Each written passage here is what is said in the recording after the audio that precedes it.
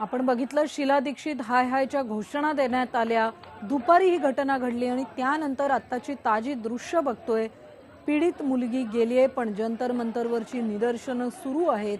ही जी ताजी दृश्य आता आपण बघतोय ती जंतर मंतर इथलीच आहेत. एका अनोख्या पद्धतीने इथं आंदोलन करण्यात येतंय. हातामध्ये फलक आहेत, कोणत्याही घोषणा दिल्या जात नाहीयेत. अनेकांनी काळी पट्टी चेहऱ्यावर बांधलेली आहे आणि अतिशय प्रतिकात्मक पद्धतीने, अतिशय शांततेच्या पद्धतीने जंतर मंतर इथे तरुणांचं, देशातल्या युवकांचं हे जे आंदोलन आहे ते उत्स्फूर्त अशा पद्धतीने सध्या सुरू आहे. आणि या संदर्भात अधिक बोलण्यासाठी आपला सिनियर करस्पॉन्डंट अमेय तिरोडकर आपल्या सोबत दिल्लीहून आहे. सकाळपासून जंतर मंतर इथं जमलेले जे आंदोलक आहेत त्यांच्या सोबत अमेय बोलतोय. अमेय, आपण आत्ताची ही जी दृश्य बघतोय, हातामध्ये फलक घेतलेले, डोळ्यावर काळी पट्टी बांधलेले तरुण आंदोलक शांततेच्या आणि एका अनोख्या पद्धतीने आंदोलन करतायत. काय वातावरण आहे सध्या जंतर मंतरवर? जंतर मंतरवरची गर्दी वाढत चाललेली आहे आणि वेगवेगळ्या मार्गांनी इथे आंदोलन होत आहेत. इथे आम आदमी पार्टीचे कार्यकर्ते सुद्धा इथे आंदोलनामध्ये आहेत. त्याच वेळेला विविध विद्यार्थी संघटनांचे कार्यकर्ते सुद्धा आपापल्या ग्रुप सोबत इथे येऊन आता आंदोलन करायला लागलेले आहेत आणि त्याचबरोबर मोठ्या प्रमाणावर उत्स्फूर्त पद्धतीने अनेक तरुण तरुणी इथे येऊन आंदोलन करतायत. केवळ तरुण तरुणीच नाही तर अनेक मध्यमवयीय महिला पुरुष सुद्धा इथे येऊन आंदोलन करताना आपल्याला बघायला मिळत आहेत.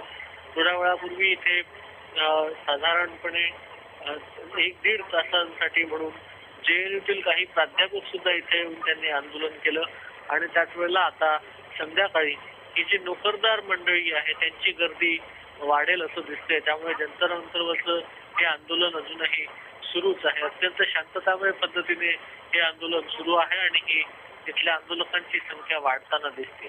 अगदी बरोबर आहे. आम्ही इथल्या आंदोलकांची संख्या वाढते आणि यासोबतच इन्साफ की जंग असं म्हणून अतिशय प्रतिकात्मक पद्धतीने न्यायदानाची जी प्रक्रिया आहे त्याबद्दलचे आपल्या ज्या मागण्या आहेत त्या मागत आंदोलक जंतर मंतरवर पोचलेले आहेत.